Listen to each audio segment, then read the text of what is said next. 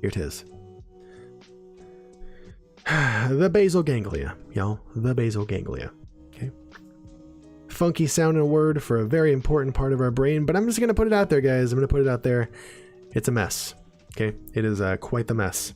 Also, I need to be writing down what time for this kind of stuff so I can curate the video later. About 32 minutes. But like I said, this topic's kind of messy.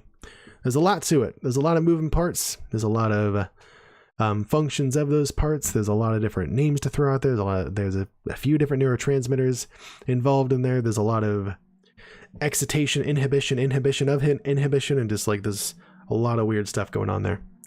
So I hope by the end that it makes sense. We're going to go through and talk about the pieces of this brain structure, collection of brain structures really. Talk about the different pathways and stuff like that. We'll go through the different circuitry of it as a summary, and then we'll have a summary of the different, or like the process of the basal ganglia from start to finish, and then we'll go through some disorders of the basal ganglia. Okay, hypertonic or hypotonic muscle or movement disorders, namely Parkinson's and Huntington's. We're gonna talk about those as well. Okay, hope that sounds like ya jam, because that's what we gotta do. Okay. Gosh, you Red. Not Ninja, I can't do that. Sorry. Welcome in, Gemini. Good to see you, man. Good to see you. How the heck are you?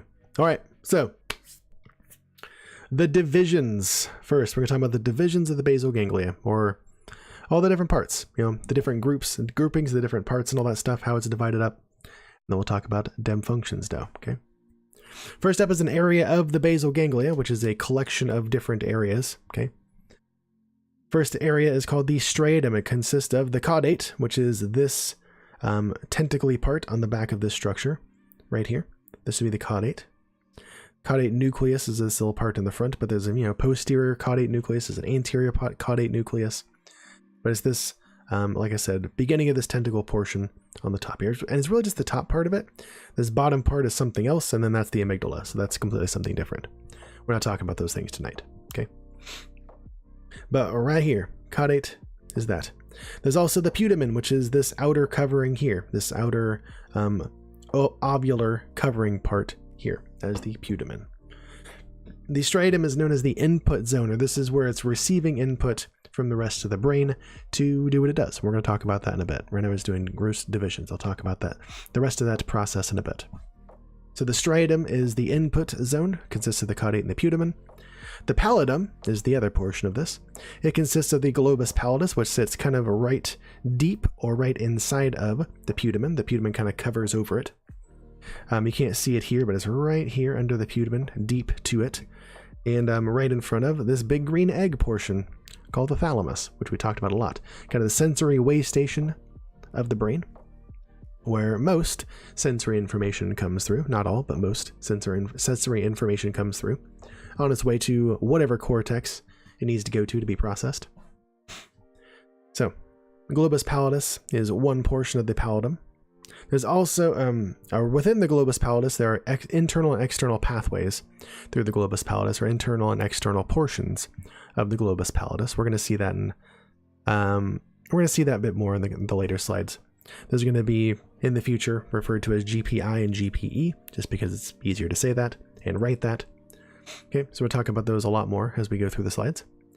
Another portion of the pallidum is called the Substantia Nigra pars reticulata, or in the future, it's going to be called the SNPR. I'm just going to put that out there right now. It's not shown here. It's down here in the pons. The Substantia Nigra we've talked about quite a bit. However, we haven't talked about subdivisions of the Substantia Nigra. There are two of them we'll be talking about tonight. We'll be talking about the Substantia Nigra pars reticulata, and then its counterpart, the Substantia Nigra pars compacta. So, but the globus pallidus and the Substantia Nigra pars reticulata, or the SNPR, make up the output zone of the basal ganglia, or basically this is what's going to project to other areas of the brain, namely the ventral anterior, or the ventrolateral thalamus, this portion here, or the superior colliculus, which you really can't see too well here. It's going to be around here in the brainstem. Okay, we talked about the superior colliculus before. It has to do with eye movements, mainly mostly involuntary eye movements. It helps us to snap our attention to things moving in our periphery, and we're also going to talk about another function of it in just a bit. Okay, but those are the two main portions of the basal ganglia that we're going to be covering this evening. Okay, now as always, feel free to stop me with any questions, any comments, any concerns, anything like that. I'll have to catch you between slides because, as I've explained before, I do want to upload these videos to other places, and I'm getting a lot of that's not going fast enough, or I don't know. It's you know, people look at the video things and they want to see a video. They don't want to see a live performance of it or a live chat of it. So I'm trying to get through slide, then chat, slide, chat. So yeah, when I get to the end of a slide, I'll definitely check in with you guys like I'm going to do now. Okay, so please be patient. I'll always check your questions at the end of a slide and go back and answer them. But yeah, a whole lot of Gemini, a whole lot of it, dude. People are being total butts on Reddit, which surprising, literally 0 people. There's some freaking assholes on Reddit too. Kind of like the ones in my real life kicking me out of my house. You know, just it is what it is. Right, I know, right? Trafficking, what? Got him. Redtacular, got him. Yeah, Gemini, I put it on Twitter today, but we just got home. I got home yesterday, and yep, my wife and I got 60 days to find a new place to live. Freaking assholes. Literally the worst time of year for this too. Like, we both work in schools, end of school years right now. It's the worst time. So yeah, we have to go do that. We have to be out by June 2nd, and we still have to like work the rest of that week, and then we're off. No, it sucks, Gemini. It sucks really bad. Yeah. So like, we have to decide, are we going to stay here for another year now? Or are we going to, do we live here in Sacramento still? Do we move up to Bellingham? Like, is this the time to go? Like, we have so much to figure out, and like no time to do it. No time to do it. Like, we can't even think about it. Hope so too, Gemini. There's things around. Like, we could stay here. That would be the easy thing to do. But like, do we take this opportunity and go? Like, we don't know. We don't know right now. We're just not sure. We're not sure what's up. So we'll find something. We'll find something. And like, honestly, like, worst comes to worst, like, we're not gonna be homeless. Like, we can live like in a hotel. Like, we put our stuff in storage and live in a friggin' hotel. So there was a neuroscience question. Oh, nobody got that one. The Abducens nerve. That's the one that makes our eyes move laterally. Has that Abducens nerve, cranial nerve number 6. There it is. Next time, y'all. So landlords say things like, no, she's actually thousands of years old. Wait. Also say things like, no, she's actually thousands of years old. She just chooses to look 9. I can't say she doesn't. Nope. Can't say. Choosing a really odd time to renovate too. Why would they want to do the process of renovating during the summer? That's when they do it around here in Ninja. Yeah, there's no rain in the summertime, so it's easier to pay, you know, unskilled labor to work out in the hella hot sun, and not have to worry about, you know, rain damage and all that stuff. So yeah. We will, Gemini, we will. It's just like, this is the worst time this could have happened, you know? And, you know, I contacted them right afterwards, saying like, hey, can we push this back 2 months to like August? Can we push it back even 1 month, even 2 weeks? Like, something, please, you know? Nah, no budging. So like, screw you. Seriously? Like, this is a totally arbitrary date they've set. Like, there's no like time constraint here besides they want to make more money. So like, I don't know. They have a chance to be decent human beings or make money, and they chose to make money. So, F them. Yeah, 30-day notice you had to leave your house in Burbank as the owner decided to sell the property. Yeah, if you've been there less than a year, then they can do that, yeah. We've been here for 6 years, and never missed a payment, by the way. So, yeah, we get the special 60 days. Cool. Cool beans. It was a peak house buying time, and then they're trying to sell it. They just want to rent it for more, you know? They want to redo it and rent it for more, and the place needs it. The reason why it's so cheap is because it hasn't been redone, but now they want to do that. But again, arbitrary time. You could let us have another month. Don't want to do it. Screw them. Yep, that too. Trafficking, yeah, pouring concrete in the rain sucks. Yep. You had been there for a long time? The laws were different back then? Oh, gotcha, Gemini. Well, yeah, that sucks. Sorry to hear that.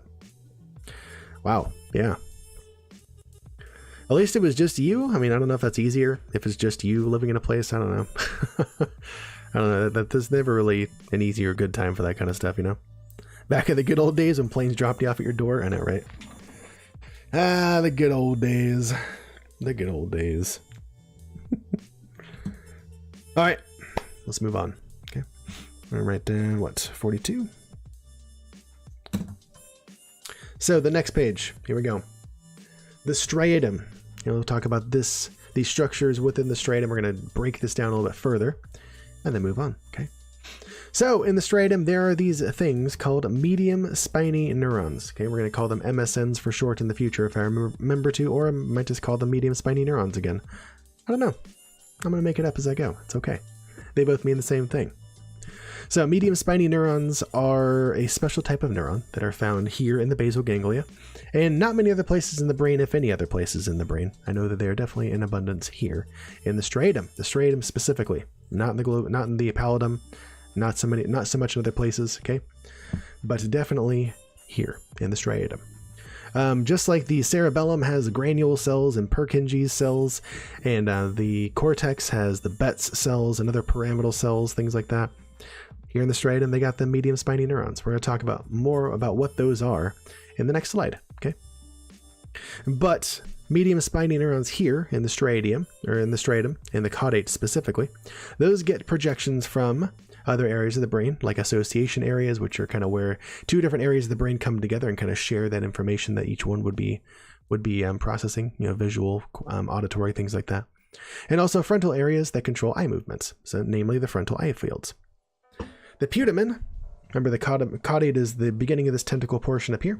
The putamen is this ovular portion down here, and this orange bit you can see here would actually be the globus pallidus. We're going to talk about that more later though. So that was the caudate. The putamen receives input from various sensory areas listed there, and also the motor cortices. Okay, so they're kind of getting input from different areas of the brain, and they're actually pretty well defined. If you look at a coronal slice, which we're going to in a few minutes, they're actually pretty well defined and separated by a piece of the brain that's we should be semi-familiar with, having talked about the upper motor neurons. We'll get there in a few minutes. So the striatum also gets modulatory dopaminergic input from the SNPC, or the Substantia Nigra pars compacta. So it's modulatory in that it can be either positive or negative, depending on the type of receptors that are on the medium spiny neurons in the striatum. And it's, you know, it can either dial up their activity or bring it down. It's excitatory or inhibitory. Okay, and they're dopaminergic. It's dopaminergic input in that it's dopamine. The neurotransmitter that's being exchanged there is going to be dopamine. Okay, and we're going to talk about that more when we talk about the Substantia Nigra further in the next few slides. Okay, most of the input coming into the striatum though is glutaminergic or is glutaminergic and excitatory.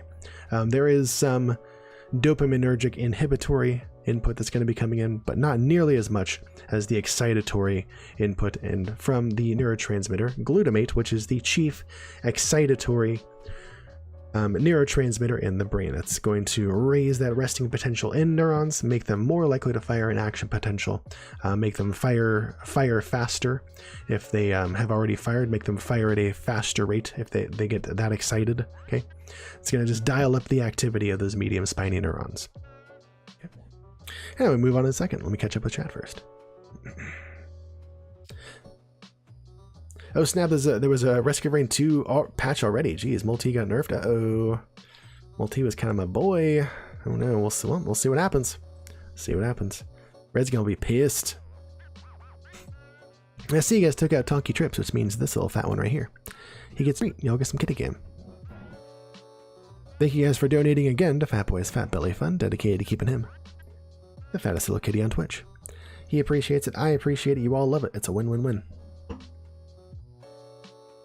My goodness, boy. My gosh. Ooh, sorry. Whoop. There we go. Sorry, a little discombobulated tonight, guys. Ooh, Fat Boy's not gonna like no long car ride up to Washington when we go. You don't even like short car rides. No, thank you, says Fats. Okay. 4630. And let's move on. So, like I said, we're going to talk more about medium spiny neurons in a second. That second is now. Okay, here we are. So medium spiny neurons, this is a close-up of what they look like. They're medium in size. They are spiny because they have lots of dendritic spines, tons of dendritic spines all over these pieces. Okay, lots and lots and lots of them. It's kind of what they do. They receive a lot of divergent input and diffuse input from the areas of the cortex that stimulate them. Okay, so cortical axons coming in and synapsing with these medium spiny neurons. They synapse with one very sparsely, and they connect to a lot of different, up to thousands of different medium spiny neurons. Each one axon will connect to like a bunch of different medium spiny neurons. So they don't come in and form a very strong connection with one axon, or between one axon and medium spiny neuron. They form diffuse connections across thousands of them. Okay, so there's a big signal divergence there. So, and the output of these medium spiny neurons, when these do fire an action potential and connect to the places that they connect to within the pallidum, they fire GABA, or which is the primary inhibitory neurotransmitter of the central nervous system. Okay, so they have GABAergic projections or GABAergic connections with other neurons. That's going to lower that resting potential in neurons that these connect with. It's going to make them less likely to fire an action potential, and overall just kind of lower the activity in the neurons that they connect with. So they receive that excitatory input from the cortices, which makes them more likely to fire, but then they fire inhibitory neurotransmitters, which makes what they connect to less likely to fire. Interesting, right? We're going to talk about how those connect together as we go through this. Okay. So, oh yeah. So these, again, gosh, what was I saying? Oh yeah. So these transmit the incoming signals from the cortices for very, very intentional movements. They take a lot of stimulation from the cortical axons that are coming down in order to fire. Since there's such a sparse amount of connection between a lot of different axons from the cortex, it requires a lot of stimulation from any one connection or set of connections to make these fire. And also, these medium spiny neurons have something that a lot of other neurons don't have. They have what would be called kind of modulatory potassium channels in them. If you think back to when we talked about action potentials, how it requires a certain amount of positive ion buildup or positive charge buildup within a neuron for it to fire an action potential. This same thing happens in medium spiny neurons. They need to get a large amount of potassium and sodium and other types of positive ions within them in order to fire an action potential. Thing about these ones though is they kind of resist firing an action potential even further than like most neurons do. They have the same sodium potassium pump and all that stuff, but they also have these potassium channels that will open up very wide and let potassium start to spill out, thus lowering that voltage back down some whenever they get up close to an action potential. So they'll kind of prime and be like at that level ready to fire an action potential, but then they'll start to kind of leak that potassium out and not quite get there until there's a really strong burst of excitatory input to them that sets them over the edge. Then those potassium channels close, they fire the action potential, sodium potassium pump fires back up, and it gets back to its resting potential again. So yeah, these ones have a very interesting mechanism like that again make them very difficult to fire. And why is that? This is mainly to help this is mainly to make it so that there is like I said, there's a signal divergence. What we're looking for is there to be a very clean signal that you want things to fire, or when you want things to fire. This is going to kind of help with some specificity of what fires and what doesn't in response to a motor cortex signal, because the signal coming down from the motor cortex is kind of messy. These kind of help clean up that signal. You can think about the motor cortices as being the director of a movie. Like they have a vision, they have like a storyboard, they have like characters, they have ideas and all that stuff. And the producer actually like makes the freaking movie. Like, cool, you shot a bunch of film, get out of the way, let me put this together into something that actually makes sense. And that's kind of what the basal ganglia does for us. When we think about a way we want to move, medium spiny neurons within the basal ganglia are going to kind of help to produce that and clean up the signal, So They found that these medium spiny neurons in the striatum, these fire a lot at termination of movement and the beginning of a new one. So it helps us change movements as well, helps us to kind of continue chains of movements, such as like walking, things like that. And these neurons have on them both D1 and D2 receptors. So D1, or dopamine 1, being an excitatory receptor, and D2 being an inhibitory receptor. Okay. So the dopamine coming in for the SNPC, the Substantia Nigra pars compacta. There we go. Depending on the type of receptors that are on these MSNs, will have an excitatory function or a inhibitory function. Okay. So those are medium spiny neurons in a nutshell. That's kind of the workhorse of the basal ganglia, or at least the workhorse that transmits that incoming signal. And we'll move on in a second. Let me catch up with chat for a bit. It's true, Ninja. We'll see what happens, man. Rhyolite, welcome and good to see you. How are you, man? How are you? Thanks for being here. Feel free to chime in if you have, or like anybody else, feel free to chime in if you have any comments, concerns, questions, anything like that. Raw Beanstalk, good to see you. It's been a while. How are you?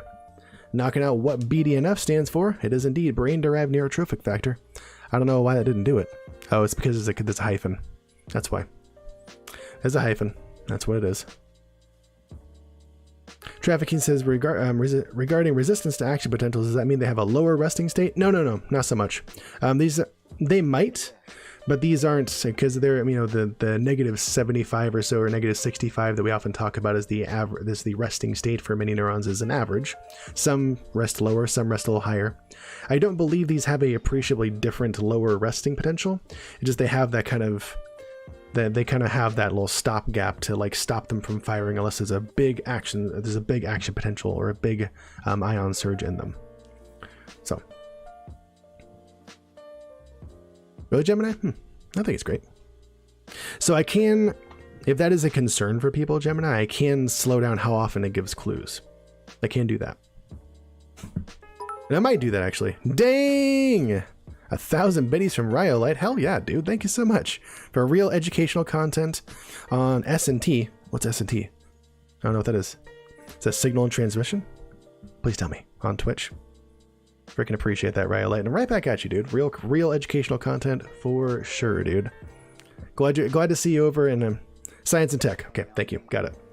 Glad to see you over in the TKF. Sure, gonna fit right in there. Okay. Many like-minded people there, I'm sure.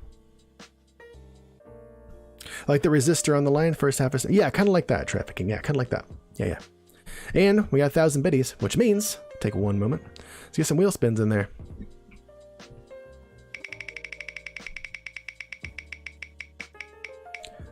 Let's do 3. We got butt pats. And we got some boops. And we got. I appreciate that, Rhyolite. Thank you.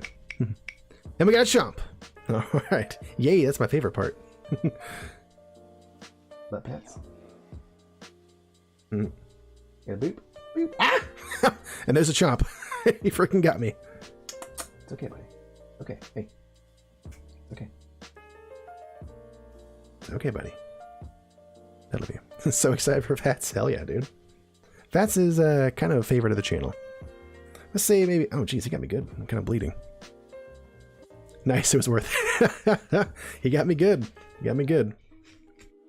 Dragged his tooth across the top of my finger there and got a little. Broke the skin a bit. Blood means he cares. It does. Yeah, he's good. Blood means he thinks it's freaking playtime. Yeah, he's a good boy. I love you, buddy. All right.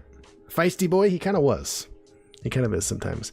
The boops and the butt pats kind of get him going. Those are normal ways we like start playing and stuff like that, so.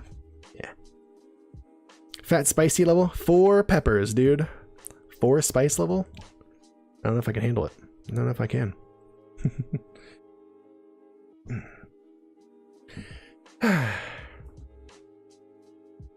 But yeah, Gemini, like I was saying, if it turns out that the bot is too spammy, which I don't know if I'm there yet. I don't know if I think so or not yet. Totally willing to take input from chat. Like, how much do the hints help? You know, if you don't know it, how much do the hints help? Because if they aren't really helping much, I could dial them back totally. You know. I wish that it was designed a little bit better in that, like, it didn't give the same hints over and over again. You know, you can see it do it right above there where it gave the same hint twice in a row. They gave a letter that was already revealed. And like, that doesn't do anything, and that just spams the chat, you know? I've seen it like 4 times in a row not give a new clue. Like, okay, well, what's the point then? You know? So if that is something that we feel like we don't want in chat, I can totally dial that back. I can make it give very, very infrequent clues. I can make it so it doesn't ever give any clues, honestly. It's a thing that could happen, you know? So like I said, totally willing to hear some input from chat on that one. And if not, that's fine too. All right. Wonder if there's a Twitch extension that can do quiz games. I don't know. I got this from a fellow TKFer who had looked around and like looked for a quiz bot like this, and this is the best one he found. So I take his word for it. Then I haven't looked myself yet either. So I don't know. It might be. So yeah, it's 7 out of 10 helpful for the first 2 times, like 1 out of 10 after that. Okay, it sounds like maybe we can dial those back then. I can literally do that right now. I have the power. Hints delay, let's make those instead. Let's double those. There. So now they'll occur half as often. Like spammy because they got an attentive audience. It could be that too. Could be that also, you know? Usually during the neuroscience piece, it's a little less chatty, and that's okay. I take it as y'all tuning in and focusing and all that stuff. Much as I love the comments and questions and all that stuff, if y'all are sitting back and listening, that's what this is all about. So as long as people leave with something new, that's kind of what I care about. People show up and leave a little bit smarter. Cool. Those 2 pieces and I'm happy. With that being said, so our D1 and D2 both dopamine receptors? Yeah, Robbie and Stuck, there are. There's actually 6 different types. There's D1 through 5. There's another one called TAR, T-A-A-R, and I don't know that one as much. But D1 through 5 are both subsets of excitatory and inhibitory receptor sites. D1 and 5 are both excitatory. D1 is by far way more prevalent than D5. And then D2 through 4 are all inhibitory, and D2 is by far the most prevalent of those. So yep, and that kind of changes dopamine's function based on, you know, what kind of receptor there is. You know, it can be excitatory or inhibitory. It can be different strengths depending on what type of receptor it is. Yeah, it's one way to get some more mileage out of that one neurotransmitter that you make, right? By having different keys or different locks that key will fit into. You know, you just kind of increased its functionality, you know, tenfold. So how do they have opposite functions physically? They're both because of what I just said, you know, they fit into different locks. The different receptor sites or the different locks that those neurotransmitter keys fit into unlock a different function within the cell. So when a dopamine neurotransmitter fits into the D1 or an excitatory receptor site, it's going to open some ion channels and let in some ions into that postsynaptic neuron. If it fits into a D2 or an inhibitory receptor site, then it's going to open ion channels and let some neurons, let some of those ions out instead, or something like that, right? One releases positive, one lets in positive ions, and one would either let some out or somehow otherwise tamp down that resting potential. Yeah. Mm-hmm. So, you know, like I said, same key, different locks, or different mechanisms that happens when you turn that lock or turn that key. Traffic King says, despite being my 4th, today is my first lecture I feel awake for. Hey, you know, some people are more nocturnal, you know, that's me. Yep. Of course, Robbie and Stock, I'm happy to answer these questions. Absolutely. Always ask them. Like I said, I'll have to answer you in between slides because I'm trying to keep it moving for people that want to watch this offline. But yeah, happy to answer these questions, of course. Speaking of a slide, here's the next one. We are at 1 hour and 45. Nope, let's put just 1 hour, 1 minute. Let's do it. So back to the striatum. I wanted to say a little bit more about that. There's a bit more on here, or a bit more about the striatum that I wanted to cover than fits on one slide. Okay.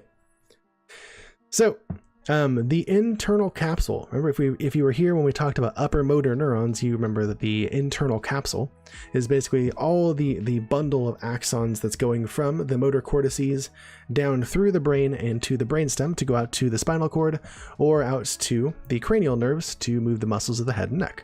Okay.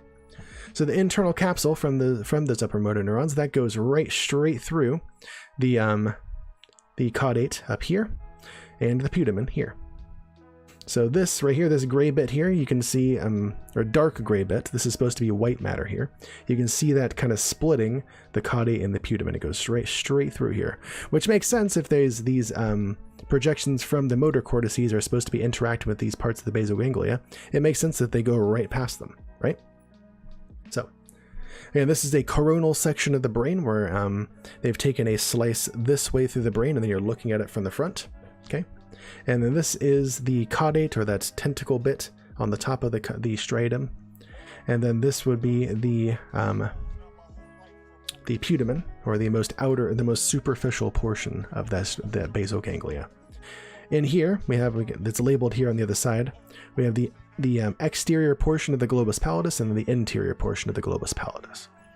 And then a little bit further, or on a different slice of the brain, you can see what's called the STN, or the subthalamic nucleus, which we're going to talk about in a bit. And then we have the Substantia Nigra, which we're also going to talk about in a bit, okay? Or talk about more in a bit. The median spiny neurons in the caudate, again, project to both the median spiny neurons in the caudate specifically. Those project to both the exterior and interior portions of the globus pallidus, and also down to the Substantia Nigra pars reticulata. We're going to talk about that connection more in a bit. The median spiny neurons in the putamen specifically project to both the GPE and the GPI for both what are called the direct and indirect pathways respectively. We're going to talk about those in a bit too. There's kind of some circuitry here that we should go over so you really understand how information flows through these and results in modulation of our movement. Okay. And again, those medium spiny neurons, those produce inhibitory output. We talked about that already. I guess I feel like saying that twice. So let me catch up with chat here. Riley says, how does the caudate affect this flow if the motor axons don't synapse there? But they do. On the way down, some of these motor neurons are going to synapse here with the basal ganglia, and then also going to be continuing on to the brainstem. All the upper motor neurons coming from the cortex don't all synapse with just this, or don't all synapse with the lower motor neurons. They kind of branch off along the way for these different modulatory functions. So they'll branch off here in the basal ganglia. They branch off a lot down in the brainstem to go onto the cerebellum and other places like that for motor learning. Lots of different places that these will branch off and then ultimately loop back to the cortex. No different here in the basal ganglia for modulation of movement. Okay, great question. Thank you for asking. Also, Migmax, oh my gosh, I didn't say hi to you when you came in. Good to see you, man. How are you? How the heck are you? All right, I believe the next slide is, the Substantia Nigra. Here's another great pick from our boy Bruce Blouse. This freaking awesome neuroscience and other medical pictures that are up on Wikipedia. Good to use under that creative license, which I freaking love. Okay. And along with this picture of the Substantia Nigra here, which is this kind of little, it looks like a crack here, but it's actually colored a little bit darker. And it's colored a little bit darker in human brains too. If you actually see a cross section of the pons where this would be located in the human brainstem, it actually is colored a little bit darker than the rest of the brain around it, which is why it's called the Substantia Nigra. It's actually a little bit darker, a little bit blacker like that. Okay. So not only is there that, but there's also a nice cross section here where you can see, again, we got the putamen here, one portion of the striatum. We got the caudate up here, another portion of the striatum. We got the external internal globus pallidus, and then they drew in here like very prominent internal capsule projections here, but you wouldn't really see that. It would just be solid white in actual brain like that. So they drew that in there as well. Just another way to look at it. But here, the portion that we're really concerned with is that Substantia Nigra. There's two different parts of it, okay? One part we've been talking about is that the part that projects dopaminergic neurons, or neurons that are going to produce dopamine to release into the basal ganglia. That's called the Substantia Nigra pars compacta, okay? If you can imagine, it doesn't show it here, but if you imagine this little line of neural matter split in half lengthwise, one portion of this is going to be the Substantia Nigra pars compacta. I can't say it's the ventral or the dorsal portion of it. I don't know. Or anterior or posterior. I'm not sure which one it is. And then the other is going to be the pars reticulata. Okay. But again, those are both here in the Substantia Nigra. They're just kind of like split in half. And again, the SNPC, those dopaminergic projections from here, those are going to be excited, or the dopamine released from those is going to be either have an excitatory function if it innervates D1 receptors, or it's going to be inhibitory and slow down the action of a neuron if it innervates those D2 receptors. And the same with D1 and D5, and also D2, 3, and 4. But here we're only talking about D1 and D2. And most of the time you talk about dopamine receptors, you're talking about D1 and 2 because they're just super, super common throughout the brain compared to 3, 4, and 5. So that is the Substantia Nigra pars compacta. Basically what it's doing is projecting dopaminergic axons to the basal ganglia for a modulatory function, which we're going to cover a bit more in a few minutes. All right, so the SNPR, or the Substantia Nigra pars reticulata, that's part of the Pallidum, okay, which we haven't started talking about yet, but we're going to. So this gets input from the caudate nucleus, or the caudate, and outputs, it's getting that input from those medium spiny neurons. It's getting that inhibitory input from the medium spiny neurons of the caudate nucleus, and it outputs to the superior colliculus for control of eye movements. So we talked about how the superior colliculus helps us to kind of snap our vision to things in our periphery that we weren't expecting. It helps us with that visual reflex, but also another thing that the superior colliculus controls that's very important for us that we never really think about, and maybe you never heard of before this, but they're called saccades, which are really quick eye movements across an object or across an area or something like that when we are scanning it for, deeper understanding.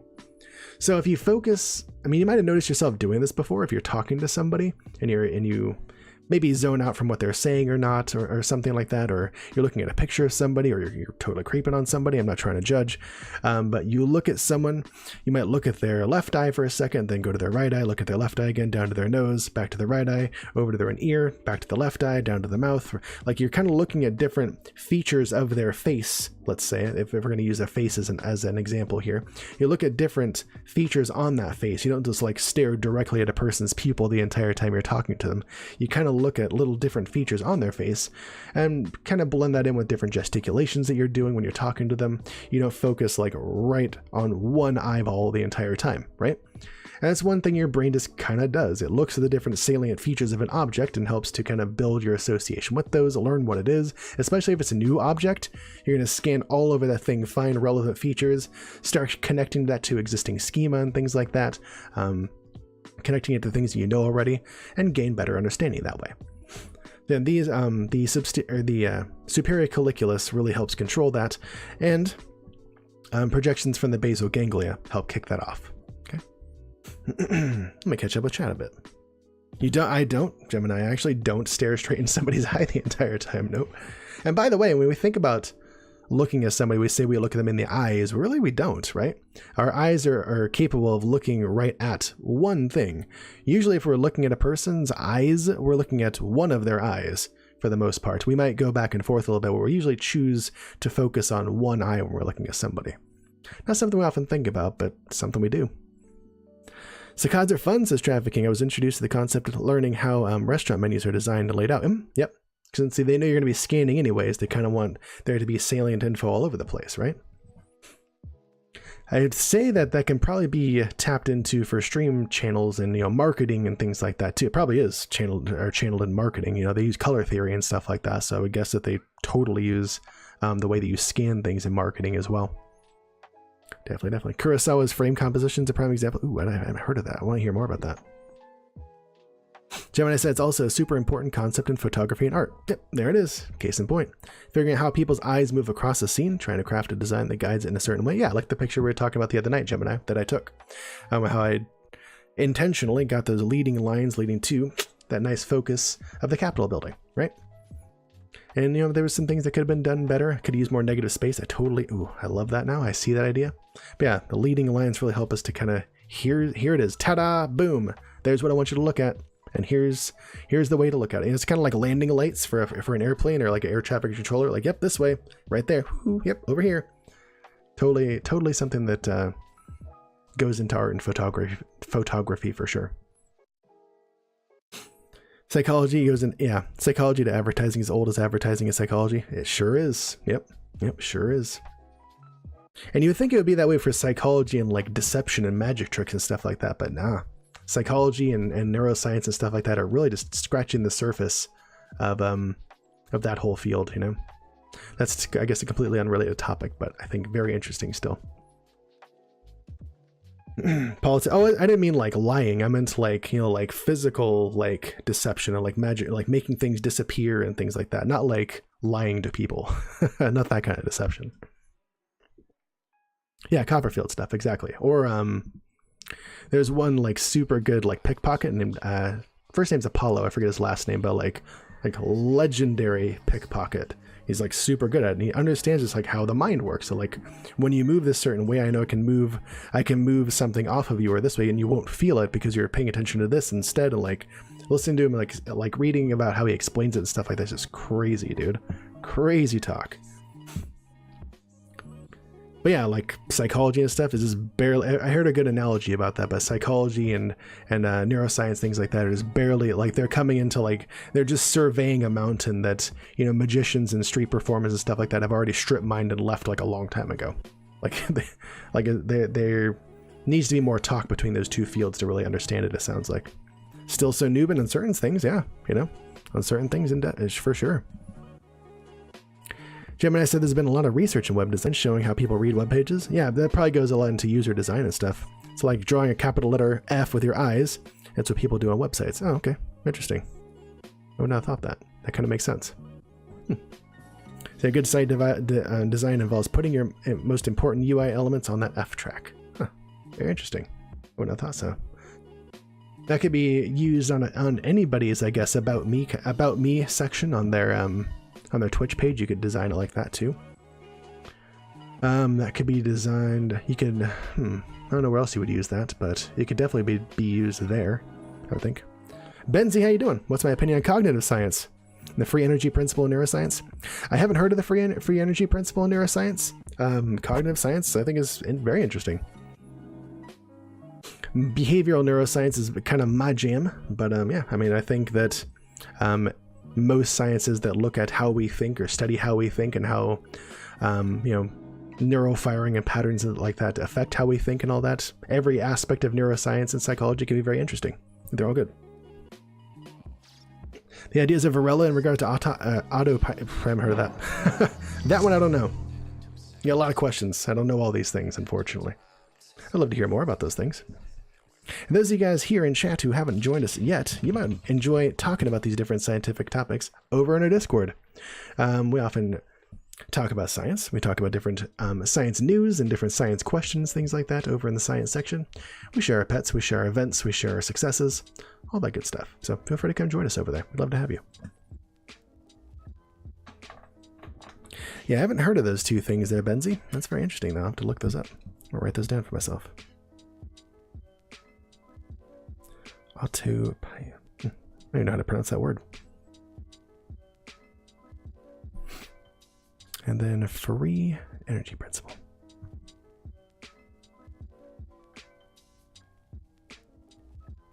A lot of this stuff I'm still learning too, you know? And I'm not afraid to admit that, you know? If somebody, you gotta beware of the kind of person that will just make up an answer to something or drop jargon or whatnot, try to answer a question that they really don't know about, you know? That's not the sign of a truly wise or intelligent person, in my opinion. I'm fine with admitting I don't know stuff. I don't know everything. It's okay. How do I feel about oceanographical neuroscience? I'm fine with that. I'm fine with learning about other creatures' brains too. In fact, that's where a lot of research on neuroscience happens. It's on more simple neuronal systems, you know? There's like a lot of research is done on fruit flies because they have a very, very small brain compared to ours. Very simple brain, you know? Benzie says the only issue I find is I find neuroscience is an attempt to better understand the mind flawed, and it is reductistic. Explain to me how you can explain cognitive processes such as learning and reasoning by studying it from the bottom up. I think it's the best thing we've got right now, you know? I think if we look at the end result without, you know, being able to, I mean, and they would love to do this, if they were to put on, like, look at somebody actively learning something new and, like, put on something that reads the exact areas of the brain that are firing when, like, we'd have a much better understanding, but the technology isn't there, you know? So we have to look at it the other way because that's what we've got, you know? Mechanical epiphenomena that occur? That could be that too. Or, yeah. epiphenomena. Is that too? But I mean, there's so many limitations in how we can study this kind of stuff, you know? I mean, neuroscientists would love to be able to just look at a person's brain all the time, firing, doing whatever they want. Just follow a person around with like a Wi-Fi this transmission of their brain patterns, doing what they do throughout the day. But we don't have that, you know?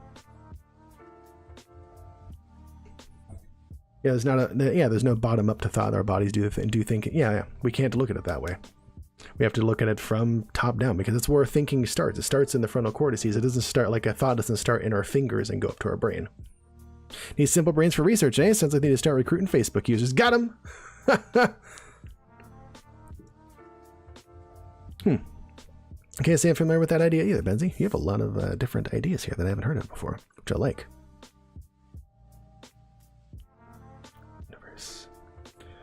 After I finish finding a new place to live and moving and stuff, I have to look into these. Yeah. Pursuing AGI and cognitive science research. Nice. That's awesome. You might appreciate Ryolight's channel then, too. He does a lot of computational neuroscience. So you can check him out, too. Oh, that's not the command. Mackenzie, my friend, how you doing? It's great to see you. Good to see you. Oh, I misspelled it. That's why. That's the one. Doing well, Mackenzie. Glad to hear it. I've been doing better. Not sure if you heard the news, but Mrs. Beta and I got 59 more days to go find a brand new place to live and move the hell out and get on with our lives.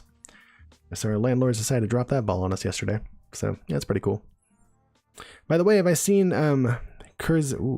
Kurzgesagt, I don't know how to pronounce that name. A recent video on the evolution of consciousness. I have not seen that, but I'm going to watch it. A lot of stuff to catch up on now, it sounds like. I like that. I have not seen that. Been really digging on Robert Sapolsky's book Behave lately, so I've been checking that out a lot. Really super interesting stuff, and I would recommend that for anybody interested in neuroscience or genetics or psychology or social psychology or just human behavior in general. It's so broadly written, I guess. It touches on so many broad subjects, but also explains a lot of them very well in depth. It's very, very cool. I'm familiar with complexity science. Jeez, I'm not. So much stuff I don't know. Wow. One of the biggest YouTube educational channels. Oh, well, I should definitely check that out. Videos are awesome. Dude, awesome. Sounds good. Super high budget animations and voiceover educational topic. Ooh, that's dope. Curious to hear an expert's opinion on their neuro stuff? Well, I'm interested in hearing seeing their neuro stuff. I must check them out. Is German like for in a nutshell? Okay, that's what I try to frame my videos as well. Good Book of Consciousness, if I haven't checked out, is Julian Jane's book on consciousness. Okay, awesome. The Origin of Consciousness and the breakdown of the bicameral mind. I haven't heard of that, no. I would recommend, like I said, Robert Sapolsky's Behave. That's really good. And I guess on the lighter side and more geared towards specific mental health, I'm reading through The Upward Spiral by Alex Korb again. That's really good too. I like that as well. Yo, what's up, Ethanol? You're sure getting out of the gas station, which is good because people talk about how we get robbed way too much. Ooh, yeah, that's good to not be around. Stay safe, man. Or maybe with you there, maybe they need to stay safe. I don't think he would hesitate to wreck somebody. Thank you, Gemini. I appreciate that. I will check that out later. Thank you.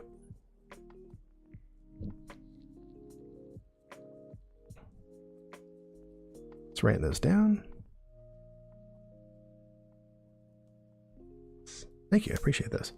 Had an interview at a funeral home. Oh, all right. Interesting.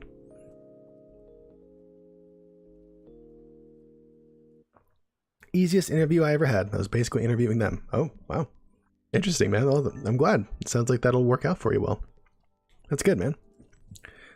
No, absolutely, Gemini. I wrote it down, but yeah.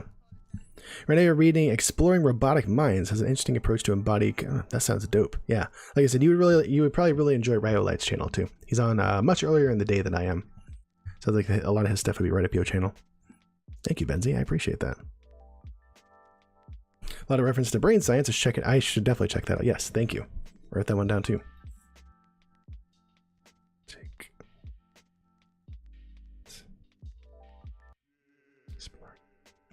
But yeah, thank you for all these different things to look at, Benzie. There's always so much more to learn out there, right?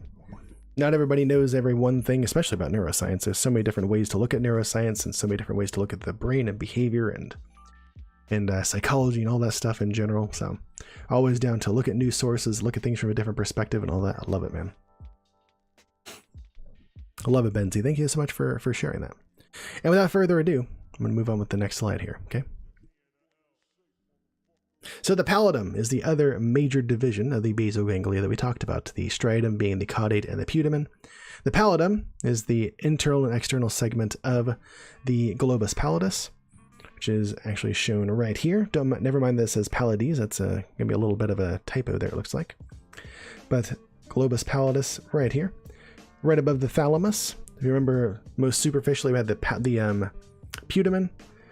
Middle superficially we have the globus pallidus, and those both sit on top of the thalamus. Okay.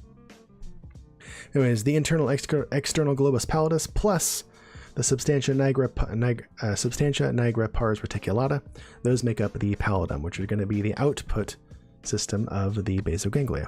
And they receive most, if not the vast majority of their input from the striatum. That's going to be all inhibitory input, which is interesting. So each medium spiny neuron from the striatum does innervate about 100 neurons in the pallidum. So there's a pretty strong signal convergence. You know, all those divergent signals we're getting from the cortex, that's getting pared down and pared down into a more concise and strong signal coming from the coming from the striatum going into the pallidum. Okay.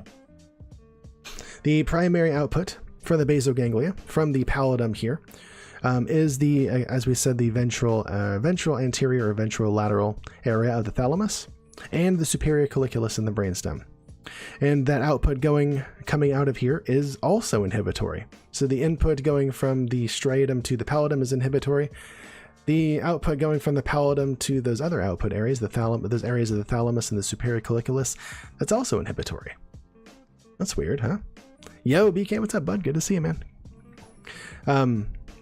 This output coming from the pallidum, that's happening all the time. That's just firing normally. The normal at-rest output is inhibitory and inhibits movement. Okay, this would be called this is a phenomenon known as tonic inhibition. So if these areas of the pallidum is left to fire, they're going to inhibit movement in whatever part of the body that they map to. And we're going to talk about that later. Okay, so this left unchecked, just firing, which means we can't move parts of our body. That's important. That's important. So the net effect of the excitatory input to the striatum coming from the cortex is inhibitory output to the pallidum, which disinhibits. Oh, 1 second. Hang on, we got that fresh new sub. Thank you so much. I assume that was ethanol. No, it wasn't. I appreciate that. No, it was. That was BK. BK with that fresh sub. Appreciate that. Thank you for gifting that sub to Iroflux. Welcome on into the neural net Iroflux. Appreciate you being here. Enjoy that fancy sub. Check out those sub perks you get down below. This is in effect here, as since Iroflux is a brand new sub, and also around here the brand new subs are our sorry, typing and talking is at the same time is very difficult. The newest subs are our VIPs, so enjoy 1 month of VIPs Iroflux. Boom. And if you want to, Iroflux, whisper me as much information about as you like to about where you are in this wide world. Love to add you to our sub map. Appreciate you. As I was saying, the net effect of those excitatory inputs to the striatum, okay? Excitatory input coming from the cortex going to the striatum is inhibitory output to the pallidum, the globus pallidus, and the Substantia Nigra pars reticulata, which disinhibits the parts of the thalamus, the ventral anterior and ventral lateral portions of the thalamus and the superior colliculus, which allows movement, right? So if this area, the pallidum is always putting out inhibitory signals to those areas of the brain, in the thalamus and the superior colliculus, causing us to not move. Then signals coming in from the cortex, which stimulate those medium spiny neurons, which inhibit those or specific neurons in the pallidum, cause their activity to be ramped down, which allows movement to occur and be refined movement signals to travel from the thalamus and the superior colliculus, and thus movement occurs. Okay. Fellow hoodlum, good to see you. Welcome on in. Let me catch up on chat here a little bit. We'll move on to the next channel, or the next slide. BK has an entry, and also BK, you're a winner for this week. Feel free to friend me on Steam, friendo, if you're not already this week. I'm gonna go ahead and put you back in the bucket. We got your Aeroflex. I will add you in there in just a minute, or after this stream, okay? And welcome on into the Neural Net. We're glad to have you. And then, so you're in, Draco's in, and Ninja's in. Surprising nobody, the usual suspects are in there. I don't believe it. Here's one for Draco going in. I swear it says Draco. And then Ninja, where's he at? Oh my gosh, I got so many for Draco. Jeez. Almost like he gives a lot to people. And gets himself into a lot of drawings or something. Crazy talk. I don't believe this. Where is one for Ninja? It's red. Draco. So many for Draco, I kind of don't believe it. Oh my gosh. There's one for Ninja. Boom. There's one for Orange Ninja. He's going in the bucket. Gotcha. Sounds good, Arrow. I will do. Alright, and I do see also that you guys took out Muse Tavish, the Scottish Fold Highlander, which means this little fat one right here gets a treat. And you guys get some kitty cane. Thank you guys for donating again to Fat Boy's Fat Belly Fund, dedicated to keeping him the fattest little neuron on Twitch. He appreciates it. I appreciate it. You all love it. It's a win-win-win. BK, how you doing, man? Hope you're doing well. Welcome on in. We don't have one yet, but we should have a shout-out for Best Kind Gaming. Please go check him out. This guy's a not neuroscientist. I was going to say neuroscientist. No, geneticist by trade, gamer by night. Okay, started recently doing some genetics talk on his stream, in addition to Legend of Zelda randomizer runs and things like that. So feel free to go check him out. If any of that at all sounds like your jam, please do so. It's going to be time well spent. You want to go see him, I promise. Doing well. I'm glad to hear that, BK. Glad to hear that. Of course, no problem, man. I enjoy shouting out my friends and people that I know that are people are going to enjoy. So you're one of them. How am I doing? Best I can. Given all the garbo that I went through in the last 24 hours, best I can be, you know. Just getting stuff together as best we can and preparing to move on with life. Yeah, the first big decision we got is: are we moving away from California, or are we not? Are we going to stay around here, or are we going to move up to where we've always wanted to be? You know, that kind of determines our next steps. It's going to determine if we focus on finding jobs and housing in a completely different state, or if we just focus on finding a new place to live here in Sacramento or around Sacramento. The latter being very much easier than the former, but the former being what we really want. So, I don't know. Manu, welcome on in. Now with high school, it's hard to watch my stream. No worries, dude. It's okay. I'm glad you're here when you can be, and you know the VODs are always up for you to check out afterwards. Yeah, no worries. Glad to see you, Manu.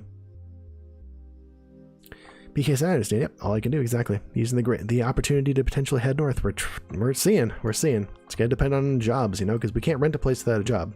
They require, like, you know, verification of employment and stuff like that. So we can't just go up there willy-nilly, find a place to live, and then get a job. It doesn't work that way. And we also can't just go, you know, live with family or something like that indefinitely either, because we have like bills and stuff like that. We have student loan payments and all that stuff, so we can't just go do that. So we'll figure it out.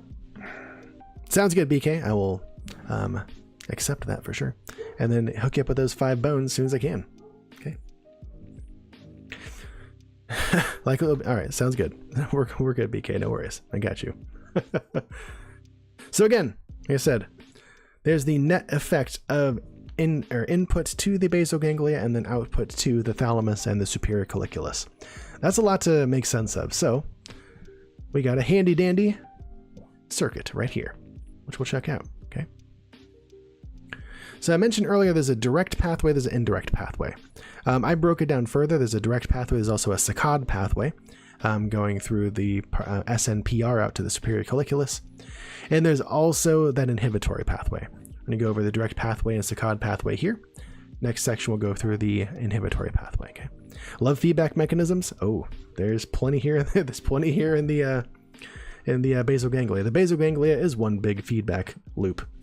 There's also, I don't know if I remember to put it in here, but there's other loops like this kind of included in and around the basal ganglia. There's an emotional loop, or a limbic loop as it's called, that is in more the ventral, what they call the ventral striatum. It's another portion of the basal ganglia. We're not going to go through it tonight. It involves input from the amygdala and the hippocampus and things like that. An area called the ventral striatum, otherwise known as the nucleus accumbens, which we've totally talked about, the ventral pallidum and all that stuff, and that helps create a feedback loop between our medial prefrontal cortex and the ventral striatum and all that stuff to help us process our emotions and all that good stuff. So we're not going to talk about that in depth tonight, but that is another area very similar to, often included with the basal ganglia, that does something totally different than motor movements. Has more to do with emotions and stuff like that. So you get another feedback mechanism. Okay, you get another one. Our brain's got lots of them. It's not just, do a thing and go. There's lots of different control mechanisms, feedback loops, feed forward loops, all those things, making sure that what we're actually doing is what we intend to do. And even then, it's not perfect, right? We got them faux pas. We got those accidental elbow somebody in the faces. We got lots of different stuff that we don't always mean to do. So it's not perfect, even with all those different checks and balances. Just like, and BK could probably talk about this, but transcription of and synthesis of DNA isn't always perfect either. It's extremely, extremely, extremely, extremely accurate. Sometimes you get them little mutations, though. Not always perfect. And sometimes those mutations result in catastrophic difficulties, or sometimes they don't. Kind of depends. Anyways, like I said, the next portion, let me write this down. 33, this put 134. Okay, so the pathways. We're going to talk about those different pathways. We have the direct pathway and the indirect pathway. I also put in here a saccade pathway, which includes the SNPR and all that. Okay, so that direct pathway we're talking about involves input from the cortices to the caudate and the putamen. That is excitatory stimulation. Okay, so that's coming in, starting in the cortex, going down to the striatum. The red arrows, those stand for, I didn't put the legends back in here. Those of you in the Discord know that I accidentally deleted this entire thing, this entire talk, and then had to remake it from scratch. I forgot, I put in a legend here saying what these arrows meant. Red arrows here, those are excitatory signals. Blue arrows, those are going to be inhibitory signals, and these purple ones coming from the Substantia Nigra pars compacta, or the SNPC, those are going to be modulatory. So those could be inhibitory or excitatory, and all dopaminergic, but it depends on the pathway. Okay. Anyways, so we have those excitatory pathways, or excitatory signals coming from the cortex to the striatum. Nice red arrow for excitatory. Okay. Also, we have dopamine coming from the SNPC to D1's receptors in the striatum. So in this case, those are excitatory signals, or they can be excitatory signals. They're not always going to be, there's not always going to be a lot of dopamine flowing there, but there can be. Okay. The more kind of goal-oriented and reward-oriented that movement is, the more dopamine you're going to have coming from the SNPC. Okay. Anyways, those excitatory signals coming into the striatum, lots of excitatory signals going into the striatum, those medium spiny neurons, okay? And those are going to fire inhibitory signals straight to the internal globus pallidus. It's going to bypass the external, go straight to the internal, okay? And then, so again, those are inhibitory signals, which is going to inhibit that internal globus pallidus, which is going to dial back that tonic inhibition, or those always active inhibitory signals that are being sent to the ventral anterior or ventrolateral thalamus, which is going to allow movement to occur. So it's going to allow certain excitatory signals to be sent back to the cortex for movement to occur. Okay. So this kind of thing that's happening like either simultaneously or very just preceding a movement that we're going to do, okay? Which is going to help us kind of focus down the movements that we do and get rid of unwanted movement and help us really only perform the movement that we want to perform. I'll go over that again in a minute, okay? So again, that's that direct pathway, okay? I'm not going to go over it again. I almost did. There's also the Saccade Pathway, which is going to involve more the caudate and the SNPR. So again, there's movement from the cortices, mainly those frontal eye fields, or excitatory input from those areas of the motor cortices, and again, excitatory dopamine signals from the SNPC to the caudate specifically, okay? And those are going to, the medium spiny neurons there are going to project inhibitory signals down to the SNPR, okay? And that's again going to inhibit some the tonic inhibition in the superior colliculus. Who's that? Bensign Games, coming on in with 8 friends. Welcome on in, guys. My name is Ina Beta. We discuss neuromancy, psychology, other scientific topics here on the channel. Okay, we're talking about the basal ganglia right now. And later we're going to play some games. We're going to check out Risk of Rain 2. So, thanks for bringing your friends over, Bensign Games. Any of that sounds like ya jam, you know what to do. We'd love to see you back here again. Empress Ninja Girl, good to see you. Bensign Games, welcome on in. Comma Girl 2222, good to see you guys. Feel free to throw up all your emotes if you'd like to welcome in those raiders, guys. Don't have to be my emotes, just some emotes. Good to see you guys. Welcome on in, everybody. Anyways, let me start that Saccade Pathway over again in case you missed it. So, from the cortices, mainly the frontal eye fields, things like that, is that excitatory input going to the caudate, okay? Specifically the caudate. There's also excitatory dopamine input from the SNPC going to the caudate. That's going to cause the medium spiny neurons in the caudate to project their inhibitory signals down to the SNPR, back to the Substantia Nigra, which is going to dial back that tonic inhibitory signal in the SNPR and allow eye movements, namely saccades and things like that, to occur, okay? So yeah, basically the superior colliculus is going to send some excitatory signals back to the cortex, allow our eyes to move, okay? Because again, if you haven't got it so far, most of our movement circuitry is set to off until these specific pathways turn on the movement pathways for whatever we want to move, okay? Let me catch up on chat here. Hey, thanks for checking us out. Appreciate that.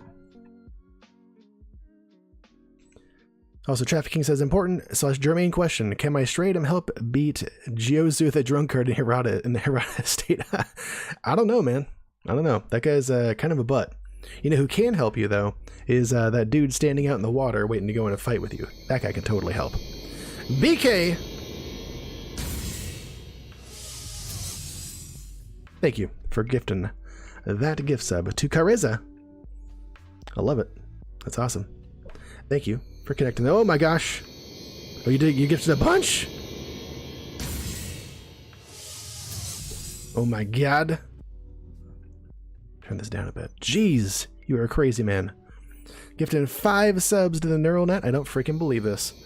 We're gonna stop and do this for a bit, everybody. Give me lots of additions too. Sub bomb hypoo, indeed. So this is going on. Any of those brand new subs you see in chat right now, feel free to give them 500 of your BDNF with the exclamation point give command to be entered in a $5 Steam gift card drawing. Dragon Core, welcome on in, man. Did you get a gift sub too? You sure did, my friend. Good to see you, mother of God. Indeed. You're just stargazing, Ben. That's awesome. Science, yeah, indeed. That's what we do here. Love it. Good to see you guys.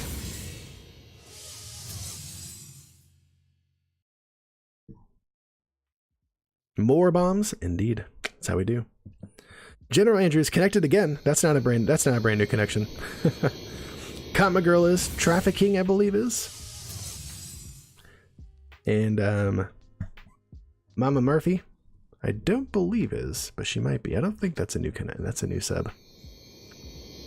Adonria is though. Hey, my friend Adonria is here. Good to see you. Heck yeah, dude. Wow, that was a lot. That neuroscience question got kind of glossed over there.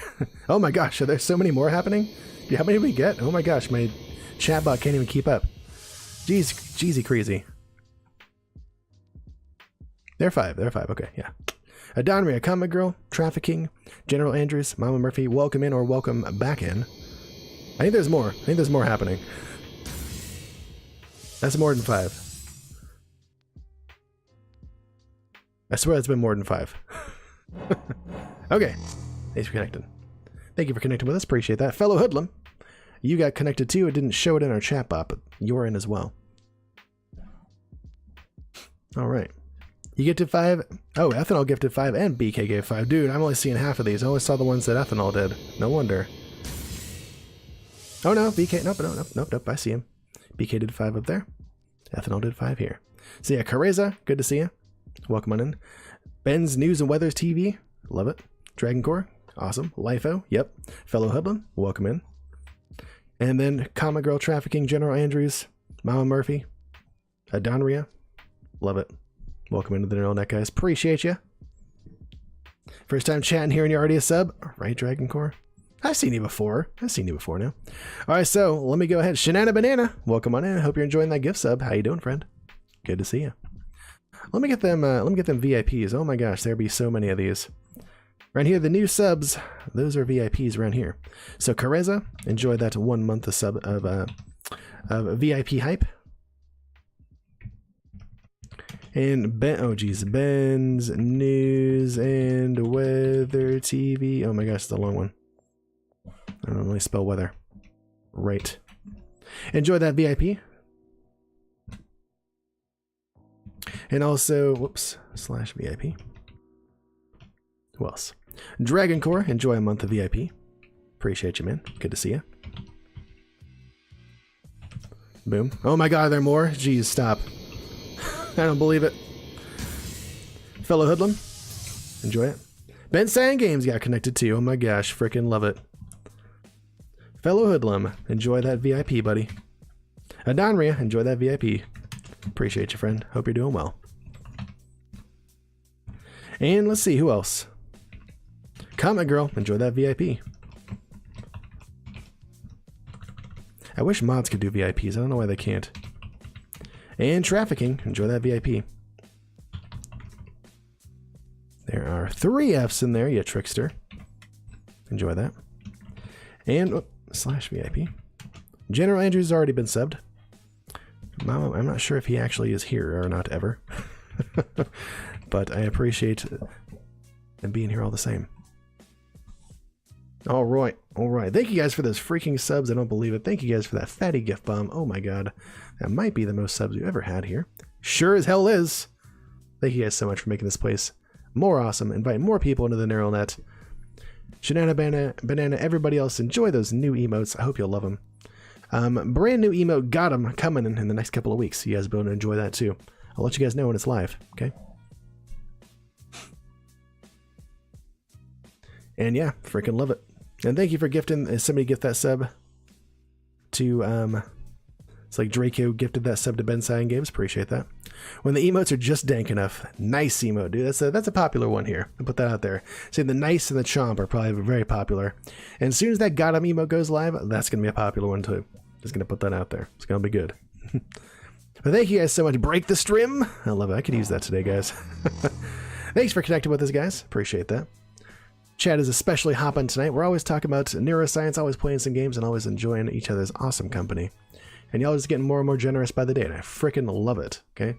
Not because I get paid, but because you guys make this community a better freaking place every time you guys do things like this.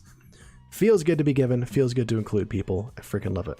All you brand new subs, if you want to check out those sub perks down below, feel free to, okay? Those are things you are now privy to have. And everybody who has been gifted a sub, if you want to whisper me for your own protection and my own memory, where you are in this wide world, as much information as you want to. I don't need your address or anything, but general location about where you are. I'd love to add you to our sub map. Also include what color dot you would like added. I'd love to put you on there, okay? And if you have been gifted a sub before and simply weren't here, feel free to tell me still. I'd love to put you on here. Just saying. Trafficking is inside the house. Got it. Inside the house, Canada. Got you. I'll put you on there. Sounds good. Like I said, whisper me, please, mainly because I'm going to forget it if you just tell me in chat. Where you're from isn't on the map. Yeah, that's true. I don't know why they didn't put that on there. I know what you're talking about, and I don't know why it's there. A lot of smaller places, smaller details aren't there. I could put you out in the middle of the ocean. Just saying. We have quite a few Vancouverites, if I do say so. Well, there's a couple other people here in chat that are up there as well. Oh, I don't know how that got by. Mods, geez, we got a total troll up in here. keep an eye on that, please.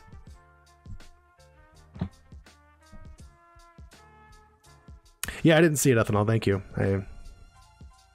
That's why I have more than one person here able to do that. In the future, if somebody sees something like that and one of us doesn't attend to that right away, a whisper to me is the best way to get me to see that, because that pops up nice and bold on my chat and I can see it. How about that SkyTrain? Also gentrification? Yeah, lots of different stuff. I know, right? There are people in Ohio? There indeed are. Not many streamers from Ohio. Not many, yeah. I guess not. I don't know. There's a very large and prominent one that I used to watch from around that area. I don't know if actual Ohio, but near there. Yeah, BK, throw it up there. Is it approved, or you just want to put up a picture of it? Either way, show it. You can show it here, you can show it in the Discord. It's up to you, man. You can do both. I don't care. Love to see it. Oh, dude, I love that. That's awesome. That side dog. That's awesome, dude. I love that. Totally follow because I have a cat cam. Yes, we do. We have science, we have kitties, we have video games, and also beards. Yeah, is that a science horse dragon core? That's dope. I love that. There's so many emotes I want to have that I just don't have. Cat Cam brought to you by Ethanol and BK. It sure is. Most nights, I gotta say it is. Ohio, the lonely streamer state. What is not to love? I know, right? What's not to love, indeed? Oh, speaking of kitty, I see y'all completed the kitty quest. Ethanol soloed that one. You get that one treat for himself. Look at you, man.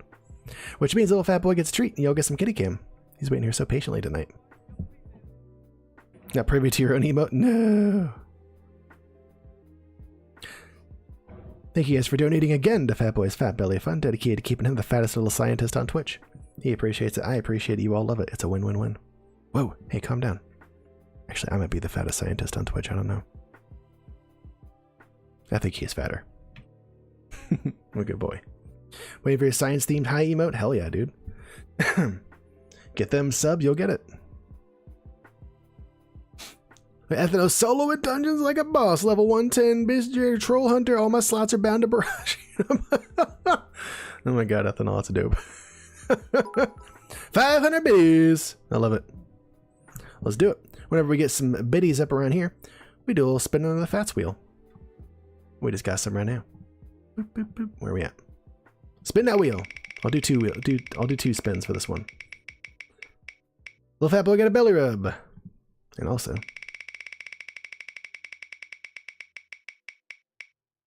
a chin scritch. Sorry, no treats this time, fat boy. He gets a belly rub. Hey, don't bite dad. Don't bite dad. Don't bite dad. I'm getting some belly. Don't bite dad. Don't bite dad. Don't chomp.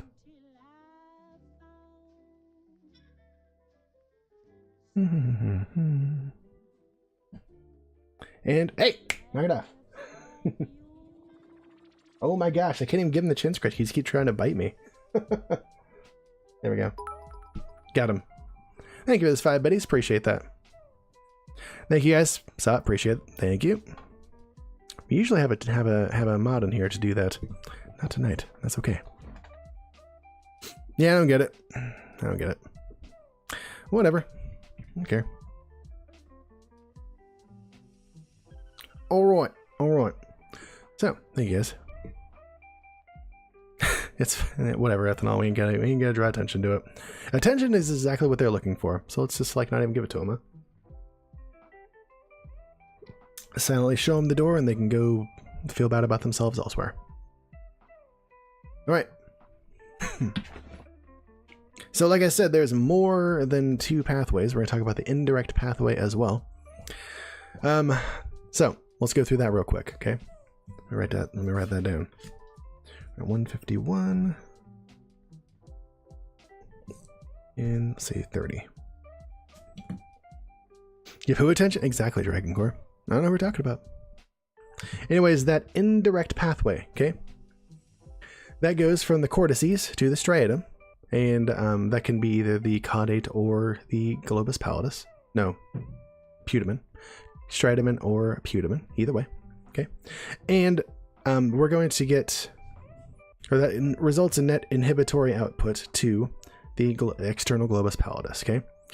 This is also going, the striatum's also going to get inhibitory input to the striatum. It's not, or this is going to, the dopamine coming in from the SNPC, in this case, is going to be binding to D2 receptors in the, on the motor, medium spiny neurons in the striatum, and that's going to kind of dial back some of its activity a bit. So, anyways.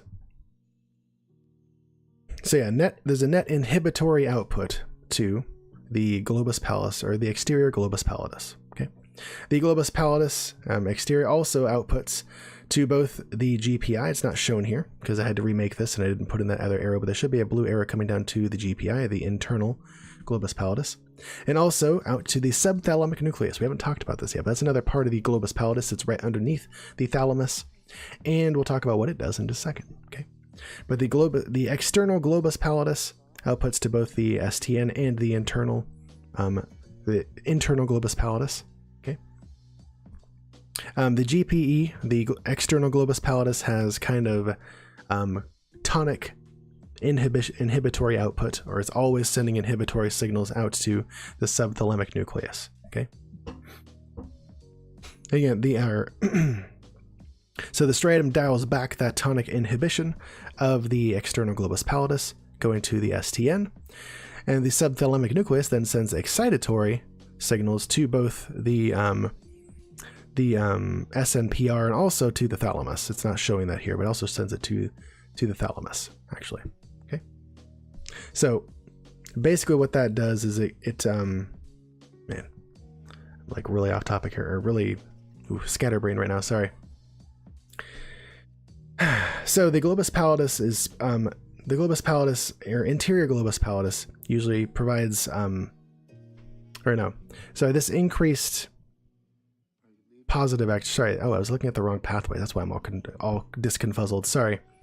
The STN sends those inhibitory sends excitatory signals to both the SNPR and the interior globus pallidus, which, if you recall, those have tonic inhibitory output to the thalamus, or in the case of the SNPR, to the superior colliculus.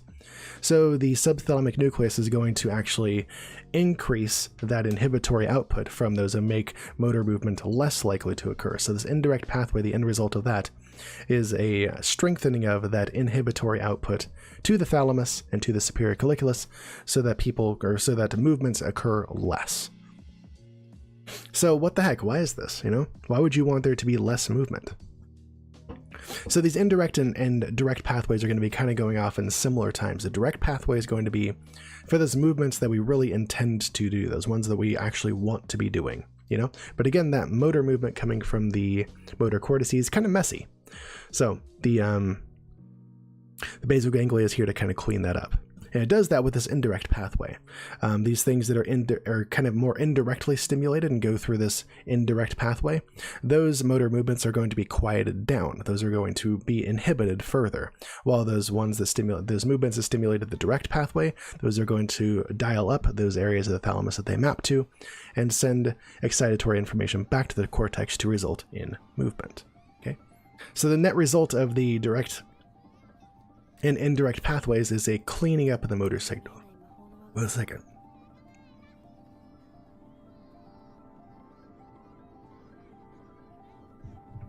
Ooh, sorry about that. We're back. Ooh, ouch. Ooh, had a little tickle there.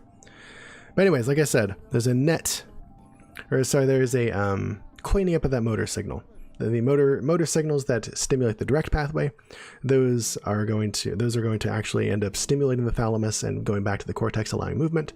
The signals from the cortex that stimulate the indirect pathway, those are actually going to dial back further the inhibitory output, going to the thalamus and kind of dial down those movements and I'll make them less likely to occur. And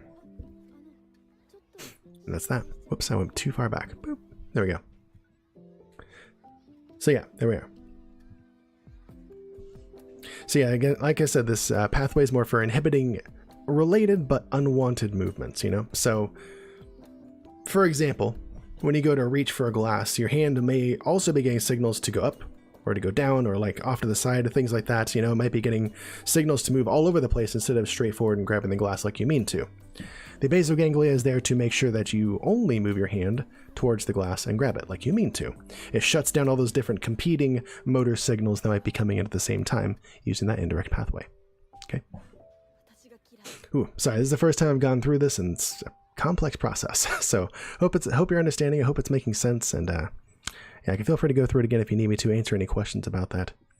Indeed. We catch up on chat here. Yeah, worried for a second. Yeah, we're good. We're good. Glad you're a botanist. Animals be so complex. Indeed. Brains are pretty complex. But I'm sure there's complex portions of plants as well, right?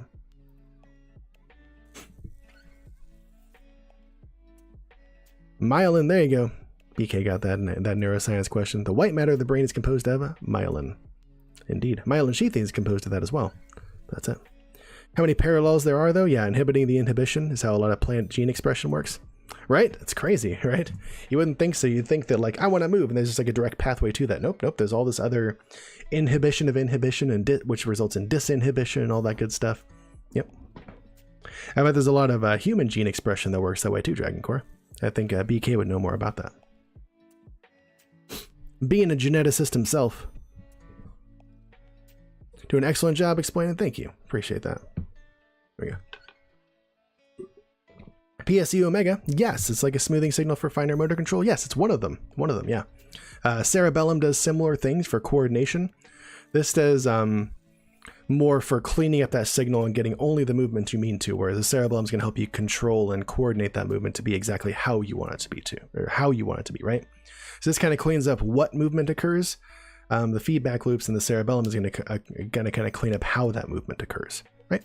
Good question, and welcome in. Good to see you. Explaining the context of what your brain is doing while explaining in the context. I'm trying to.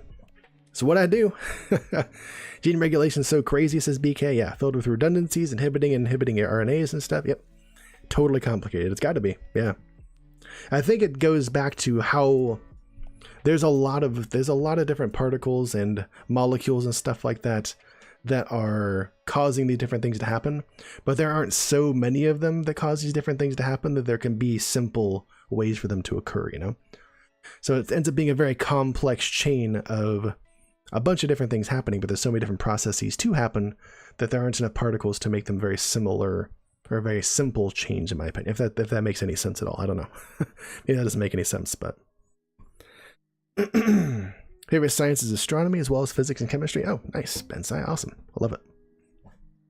We got geneticists here. We got botanists. We got a neuroscientist. We used to, I think, it's two neuroscientists, I think, if Rhyolite's still here. An astronomist. We got two physicists, if Migmax is here as well. And chemistry. Nice. If Fluorine was here, we'd have another chemist as well. We got lots of different sciences represented here, and I love it. Freaking dope. Dragon Course is what I've heard in lecture. Animal gene expression tends to be more activation, where plants do more inhibiting the inhibition. Okay, got it. Don't really know animals. Could be both. Hey Ninja, if you got a chance, there's been a couple of trolls. If we can, let's keep an eye together on that or keep an eye out together for them. Bensai in game says images from the eyes stored as memory because you had a dream of a picture of the past. You think what you saw. What? That was an interesting sentence. I mean, images from the eyes are stored. I mean, the sounds you hear are stored. I mean, a lot of the sensory information, emotional information, cognitive information that you experience or create yourself, those are stored as memories. It's a vision for sure. Your eyes are on the inside. Sounds good, Ninja. Thank you. Episthoconts. What the heck is that? What is that? What is that, Dragon Core? I never heard that word before. I like that though. That Millie person's got a lot of cool emotes. I like those.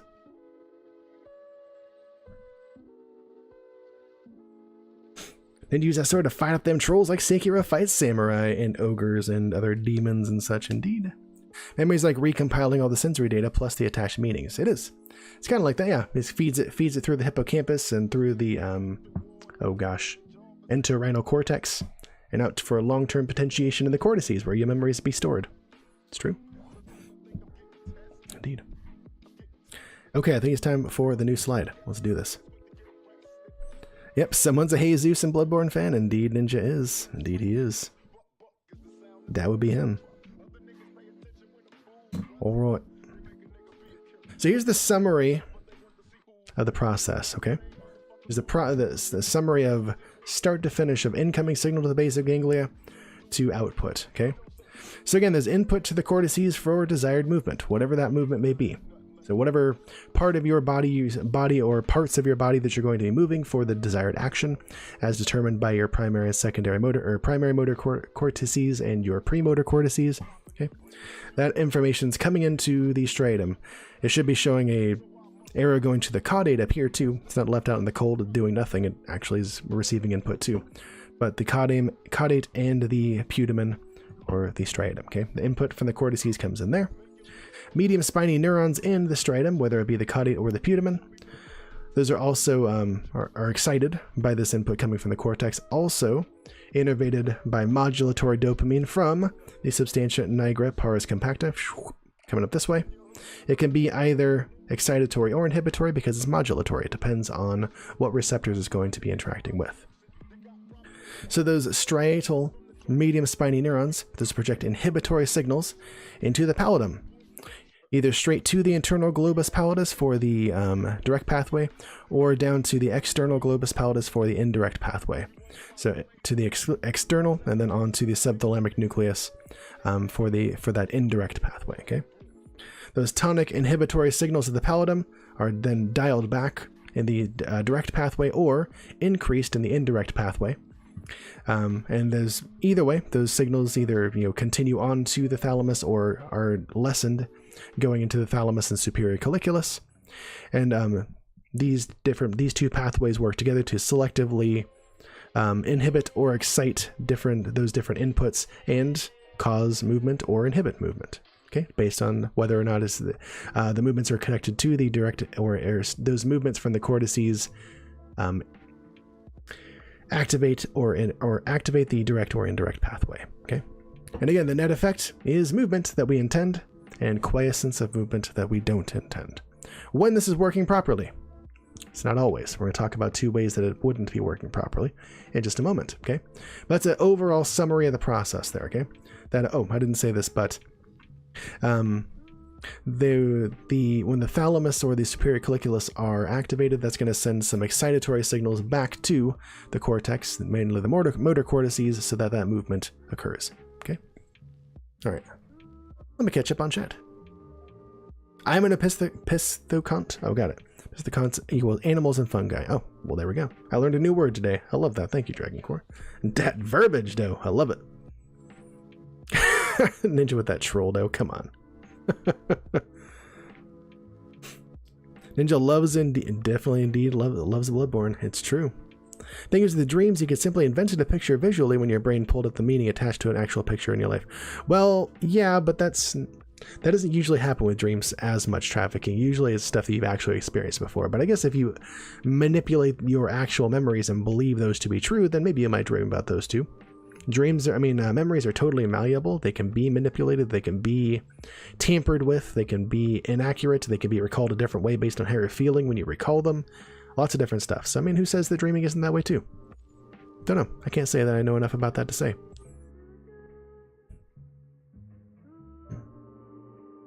It's true. I couldn't say trafficking. It's weird like that, right? I think Nickelback knows a lot about that. Interesting, because the Opisthoconte group means that we're more closely related to fungi than any other group, yet we study fungi in botany, not zoology. The plot thickens. WTF. But there's a lot of stuff that they just don't really... They figure out later on it was kind of inaccurate in the sciences, and they just don't go back and fix it, Like there's multiple stuff in neuroscience that they figured out wasn't quite the case. Like the 11th cranial nerve isn't actually a cranial nerve, it's a spinal nerve, but they're just not going to fix that. It is what it is. And yeah, they just kind of leave it. Biology plot just be so thick, indeed. I love it, dude. I love it. I know you were a scientist as well, Dragon Core. That's awesome, man. Glad to have you here. Memories.txt has been edited. That frickin' Monica emo, dude.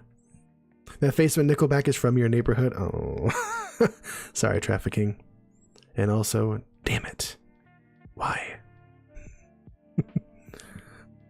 You're a big Souls fan, BK. You would love some Sekiro though. It's good stuff. It's really fun. I like it. I like it. Astronomy has stuff that like that luminosity class of stars refers to their size and not their luminosity. Yeah, right. Why is that? That'll make no sense. It does if you have somebody explain to you why it is, but then like, I don't know. If the more, I feel like science sometimes needs like a user experience specialist talking or like designing things with them when they come up with new terms, you know, because it isn't always user friendly, you know.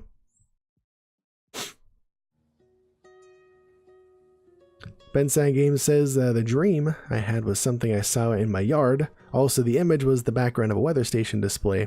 So that part was weird. That is weird. Yeah, must have been something you came across at some point. Dragon Core says, jump into physics. The current doesn't flow in the direction conventionally indicated. It's negatively charged electrons moving in the opposite direction. Yep, there's that too. Not always user-friendly, right? Yeah, some kind of UI, user interface revamp for science, yes. That whole field of user experience and stuff like that, and user design and things like that, that's taken off. Get somebody doing that for science, please, because we could use it. Make it more accessible and understandable for people.